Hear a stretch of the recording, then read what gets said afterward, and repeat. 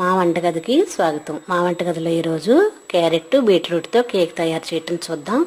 దానికి కావలసిన పదార్థాలు: క్యారెట్ తురుము 1 కప్పు, బీట్రూట్ తురుము 1 cup, carrot juice 1/2 cup, maida 1 cup, పంచదార పొడి 1 cup, baking soda 1 teaspoon, దాల్చిన చెక్క పొడి చిటికెడు, కిస్మిస్లు 2 టేబుల్, జీడిపప్పులు 3-4 టేబుల్ స్పూన్లు, 1/2 కప్పు నూనె, నెయ్యి 2 టేబుల్ స్పూన్లు.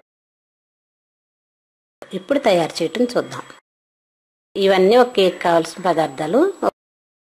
ఒక బౌల్ తీసుకుని దానిలో మైదా, బేకింగ్ సోడా, బేకింగ్ పౌడర్, పంచదార పొడి, క్యారెట్ తురుము, బీట్రూట్ తురుము, జీడిపప్పు కిస్మిస్లు కూడా వేసి ఒకసారి కలపాలి. ఇలా బాగా కలిసిన తర్వాత దీనిలో చిన్న చిటికెడు దాల్చిన చెక్క పొడి, 2 టేబుల్ స్పూన్లు నెయ్యి, 1/2 కప్పు నూనె, 1/2 కప్పు క్యారెట్ జ్యూసు వేసి బాగా కలిపి మొత్తం మిశ్రమం అంతా కలిసేలా బాగా కలపాలి. ఇది ఎగ్లెస్ కేకు. దీనిలో ఎగ్ లేకుండా ఉండే కేక్ ఇది.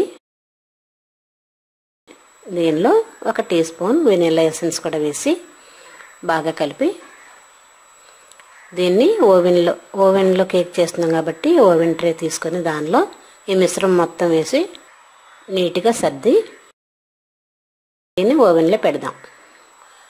180 డిగ్రీల సెంటీగ్రేడ్ దగ్గర ఒక 15-20 నిమిషాలు ఉంచితే కేక్ రెడీ అవుతుంది. ఇప్పుడు 15 నిమిషాలు అయిన తర్వాత చూద్దాం. కేక్ రెడీ అయింది. దీన్ని వేరే ప్లేట్లోకి తీసుకొని దీనిపైన పంచదార జ్యూస్ కూడా వేసుకోవచ్చు. ఇట్లా పంచదార జ్యూస్లో తయారు చేసి కేక్ మీద సర్దుతున్నాను. స్మూత్గా తయారవుతుంది. ఇట్లా వేస్తే స్వీట్గా కూడా ఉంటుంది.